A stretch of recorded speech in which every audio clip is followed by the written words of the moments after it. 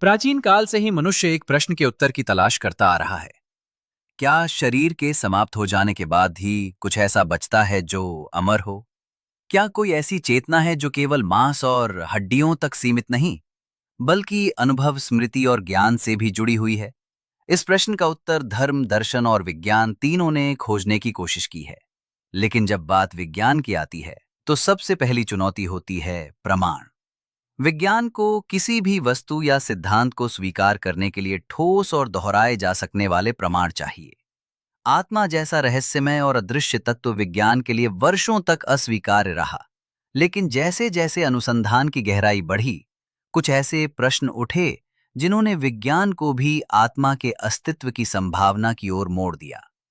19वीं शताब्दी के अंतिम वर्षों में जब यूरोप और अमेरिका में स्पिरिचुअलिज्म का प्रभाव बढ़ा, तब कुछ वैज्ञानिकों ने भी इस दिशा में रुचि लेना प्रारंभ किया। विलियम क्रुक्स, जो एक प्रसिद्ध अंग्रेज भौतिक विज्ञानी थे और कैथोड किरणों पर काम कर चुके थे, उन्होंने कुछ ऐसे माध्यमों के साथ सत्रों में भाग लिया जो कथित रूप से मृत आत्माओं से संपर्क करवाते थे। उन्होंने ऐसे अनुभव किए जिनका कोई वैज्ञानिक उत्तर उनके पास नहीं था। जब एक वैज्ञानिक ये कहता है कि मैंने ऐसी शक्तियों का अनुभव किया जो न केवल सजीव प्रतीत हुईं, बल्कि मेरी वैज्ञानिक जांच को भी झेल गईं, तब समाज में ये विषय एक गंभीर विमर्श का रूप ले लेता है।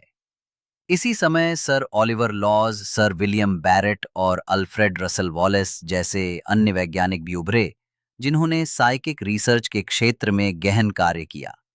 लेकिन 20वीं सदी की शुरुआत में अमेरिकी मनोवैज्ञानिक विलियम जेम्स ने जब American society for psychological research की स्थापना में सहयोग किया, तब इस क्षेत्र को एक नई वैधता प्राप्त हुई।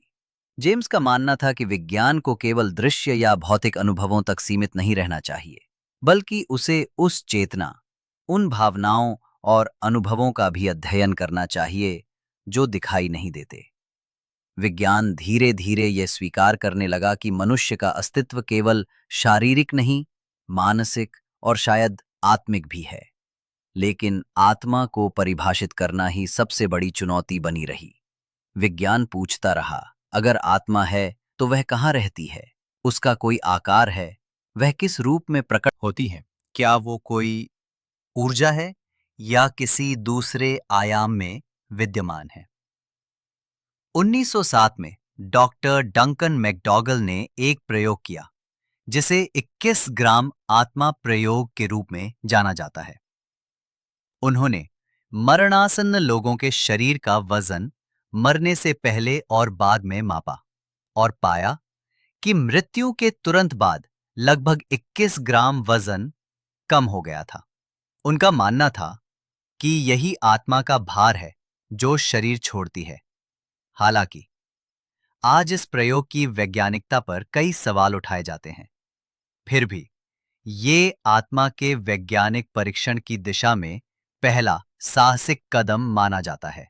इसके बाद आत्मा की अनुभूति और मृत्यु के समीप अनुभव, नियर डेथ एक्सपीरियंस एनडीई जैसे विषयों पर शोध प्रारंभ हुआ। एनडीई ऐसे अनुभव हैं जो लोग मृत्यु के अत्यंत निकट पहुंचने पर करते हैं, जैसे शरीर के बाहर निकलना, एक प्रकाश की सुरंग से गुजरना, मृत परिजनों से मिलना और फिर जीवन में लौट आना। डॉक्टर रेमंड मूडी ने अपनी पुस्तक लाइफ आफ्टर लाइफ में ऐसे सैकड़ों मामलों का उल्लेख किया, जहां लोगों ने मृत्यु के बाद के अनुभवों को बेहद सजीवता और स्पष्टता से बताया। आधुनिक न्यूरोसाइंस, मस्तिष्क विज्ञान में भी कुछ शोध ऐसे सामने आए हैं जिनमें यह देखा गया कि मृत्यु के बाद मस्तिष्क की गतिविधि कुछ क्षणों तक सक्रिय रहती है। 2014 में किए गए एक अध्ययन में यह पाया गया कि कुछ मरीजों के हृदय बंद हो जाने के बाद भी उनके मस्तिष्क में एक प्रकार की तीव्र विद्युत गतिविधि, इलेक्ट्रिकल सर्ज हुई। ये बात वैज्ञानिकों के लिए चौंकाने वाली थी। क्या ये वही चेतना है जिसे हम आत्मा कहते हैं? क्वांटम भौतिकी के कुछ वैज्ञानिकों जैसे डॉक्टर स्टुअर्ट हैमरऑफ और सर रोजर पेनरोज ने एक सिद्धांत प्रस्तुत किया ऑर्केस्ट्रेटेड ऑब्जेक्टिव रिडक्शन और के OR, जिसमें ये दावा किया गया कि मानव चेतना मस्तिष्क की कोशिकाओं में मौजूद माइक्रोट्यूब्यूल्स नामक सूक्ष्म संरचनाओं में होने वाले क्वांटम क्रियाकलापों से उत्पन्न होती है। उनका मानना है कि मृत्यु के समय ये क्वांटम जानकारी ब्रह्मांडीय स्तर पर फैल जाती है और यदि व्यक्ति पुनर्जीवित होता है तो वही जानकारी फिर से मस्तिष्क में लौट आती है। ये विचार विज्ञान को आत्मा के रहस्यमय स्वरूप के और करीब ले आता है, बिना किसी धार्मिक विश्वास की आवश्यकता के। लेकिन इन सभी शोधों और सिद्धांतों के बावजूद समस्या वही है, प्रमाण की। विज्ञान आज भी इस स्थिति में नहीं है कि वो आत्मा के अस्तित्व को प्रत्यक्ष रूप से सिद्ध कर सके। लेकिन यह कहना भी गलत होगा कि विज्ञान ने आत्मा के विचार को पूरी तरह नकार दिया है। आज के कई वैज्ञानिक इस विषय पर खुले मन से सोच रहे हैं, नए प्रयोग कर रहे हैं और नए उपकरण विकसित कर रहे हैं जो भविष्य में आत्मा जैसे तत्वों को समझने में मदद कर सकते हैं। कुल मिलाकर यह कहा जा सकता है कि विज्ञान ने आत्मा के अस्तित्व को अभी पूर्ण रूप से सिद्ध नहीं किया है, लेकिन उसे पूरी तरह खारिज भी नहीं किया। हम एक ऐसे मोड़ पर खड़े हैं जहां विज्ञान और आध्यात्म दोनों एक दूसरे की ओर बढ़ रहे हैं। आत्मा का अस्तित्व भले ही अभी रहस्य बना हो, लेकिन यह रहस्य अब वैज्ञानिक जिज्ञासा का विषय भी बन चुका है। भारत जैसे देश में आत्मा और पुनर्जन्म का विचार हजारों वर्षों से धर्म, संस्कृति और सामाजिक जीवन में गहराई से समाया हुआ है। यहाँ के वेदों, उपनिषदों, गीता और पुराणों में आत्मा को अविनाशी, शाश्वत और अजन्मा कहा गया है।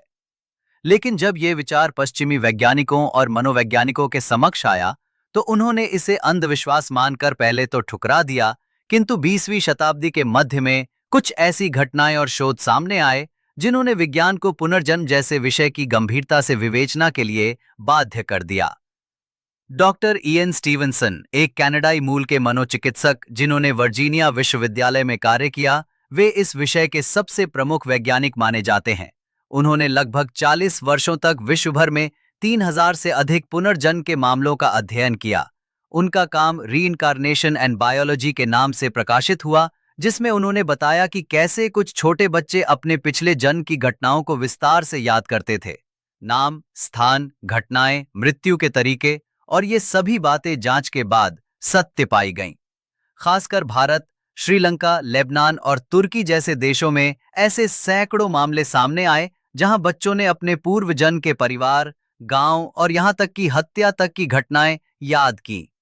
इन बच्चों में एक बात सामान्य रूप से पाई गई, अधिकतर को 3 या 4 वर्ष की आयु में ही अपने पूर्व जन्म की स्मृतियां आने लगती थीं और जैसे जैसे उम्र बढ़ती जाती वे यादें धीरे धीरे मध्यम पड़ती जाती।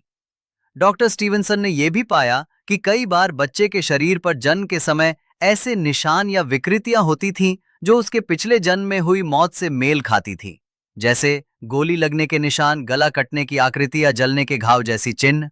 ऐसे ही एक मामला उत्तर प्रदेश के एक गांव में हुआ जहां एक छोटे बच्चे ने दावा किया कि वो पिछले जन्म में एक दुकानदार था और उसकी हत्या एक ग्राहक ने की थी। बच्चे ने दुकान का पता, अपने हत्यारे का नाम और यहां तक कि हत्या का तरीका भी बताया। जांचकर्ताओं ने जब मामले की तह तक जाकर पुराने अभिलेखों की जांच की तो उन्होंने पाया कि वैसी ही एक घटना वास्तव में वहां 5 वर्ष पूर्व हुई थी। जब बच्चे को उस स्थान पर ले जाया गया तो उसने न केवल अपने पुराने घर और दुकान को पहचाना, बल्कि परिवार के सदस्यों के नाम भी बताए, जिसे सुनकर वे लोग भी सन्न रह गए।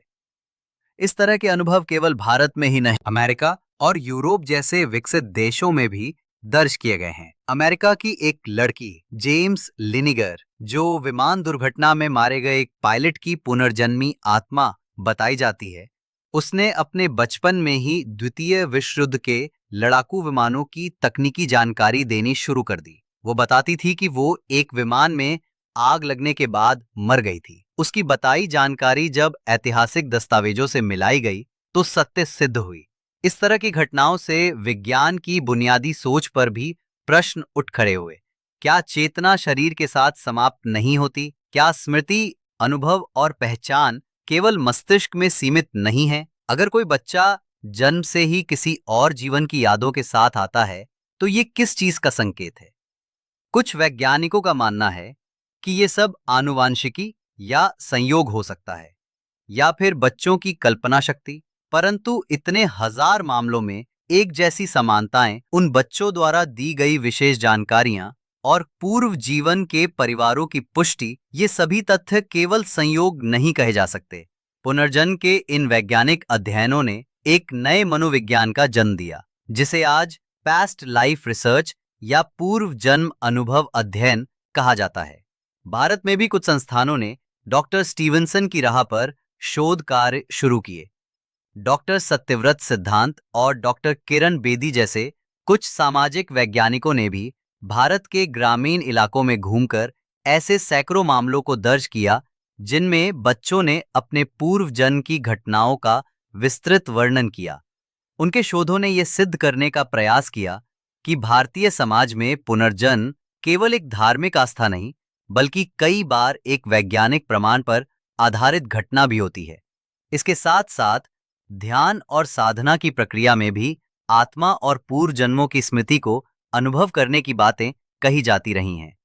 कुछ योगी ये मानते हैं कि गहन ध्यान की अवस्था में वे अपने पूर्व जन्मों की झलक पा सकते हैं। इसी तरह हिप्नोथेरेपी यानी सम्मोहन चिकित्सा के माध्यम से भी कुछ मरीजों को उनके पिछले जन्म की स्मृतियां उभरती हैं।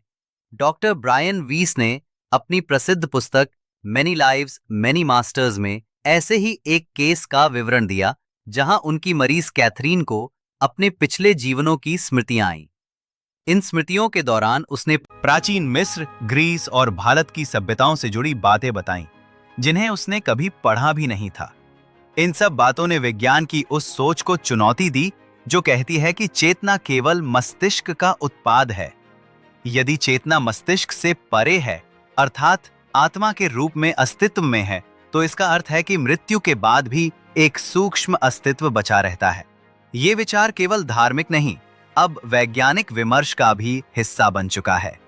क्वांटम फिजिक्स में एक और धारणा है, क्वांटम एंटेंगलमेंट, जिसमें दो कण इतने जुड़े होते हैं कि एक की स्थिति में बदलाव दूसरे को भी प्रभावित करता है, चाहे वे ब्रह्मांड के किसी भी कोने में हों।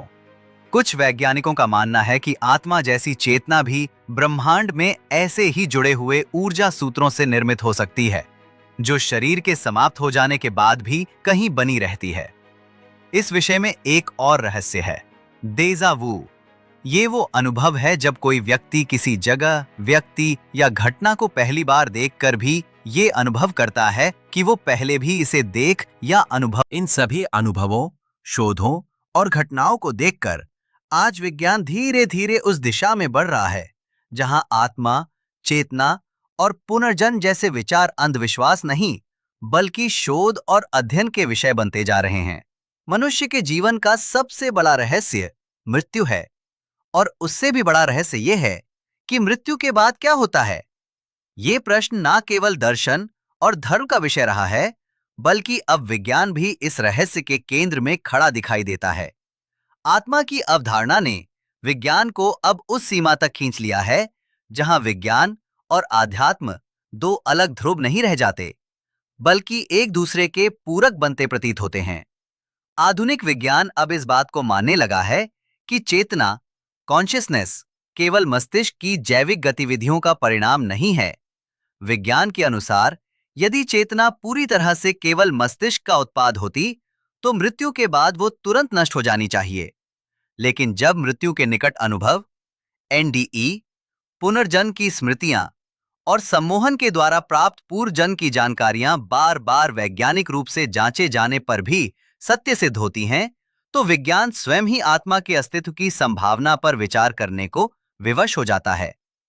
कई वैज्ञानिक अब ये मानने लगे हैं कि चेतना एक स्वतंत्र इकाई है, एक ऐसी ऊर्जा जो ब्रह्मांड के किसी गहरे नियम का पालन करती है।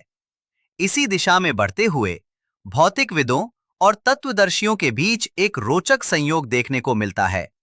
भौतिक विज्ञानी सर जेम्स जीन ने एक बार कहा था, ब्रह्मांड अब एक महान मशीन की तरह नहीं लगता, बल्कि यह एक महान विचार की तरह लगता है। ये कथन आत्मा और चेतना की व्यापकता को दर्शाता है। आध्यात्मिक परंपराओं में कहा गया है कि आत्मा ऊर्जा का एक सूक्ष्म रूप है जो ना कभी जन्म लेती है, ना मरती है। यह स्थायी और शाश्वत है। विज्ञान भी इस बात को मानता है कि ऊर्जा नष्ट नहीं होती, केवल एक रूप से दूसरे रूप में परिवर्तित होती है। यदि आत्मा ऊर्जा है, तो क्या यह ऊर्जा शरीर के मरने के बाद कहीं और संचरित होती है? क्या यह किसी और आयाम में प्रवेश करती है? और यदि हां, तो क्या विज्ञान उस आयाम को पहचान सकता है? कुछ वैज्ञानिकों ने इस दिशा में साहसिक प्रयास किए हैं।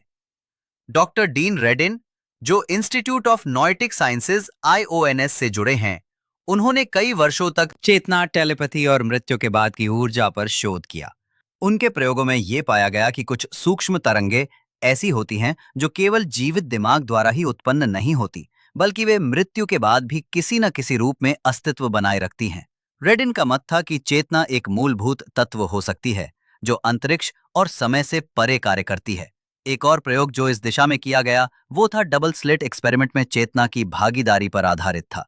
ये प्रयोग सिद्ध करता है कि जब कोई प्रेक्षक किसी कण के व्यवहार को देखता है तो उसकी उपस्थिति से कण का व्यवहार बदलता है।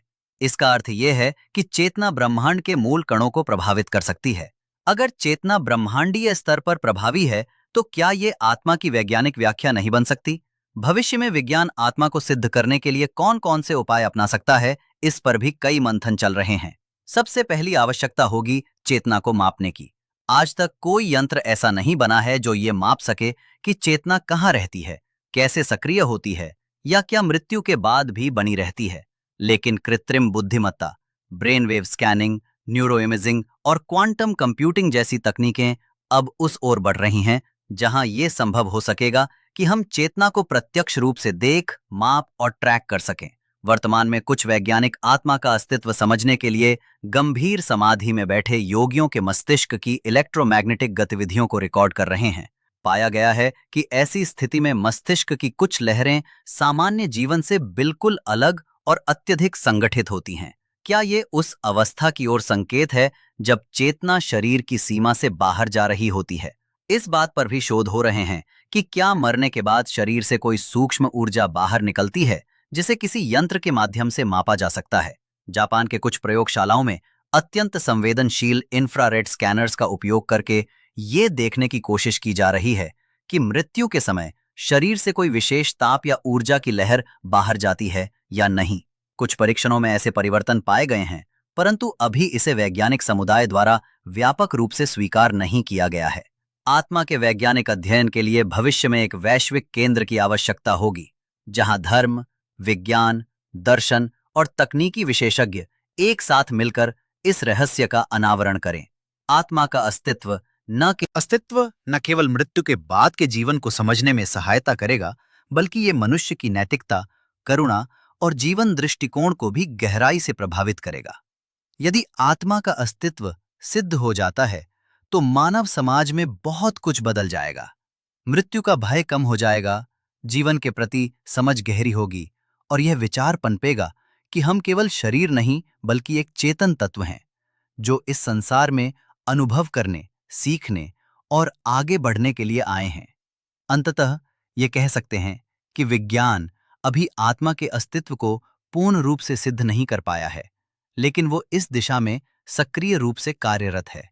आत्मा कोई कल्पना नहीं, बल्कि एक वैज्ञानिक रहस्य बन चुकी है और जैसे जैसे समय बीतेगा यह रहस्य उजागर होने के निकट पहुंचेगा। विज्ञान और आत्मा का संगम अब एक अनिवार्य आवश्यकता बन चुका है। आने वाले वर्षों में जब विज्ञान चेतना के रहस्यों को पूर्णतया उजागर करेगा, तब वो दिन दूर नहीं जब आत्मा, जो आज तक केवल आस्था और विश्वास का विषय रही है, वैज्ञानिक प्रमाण के साथ मनुष्य के जीवन का केंद्रीय सत्य बन जाएगी।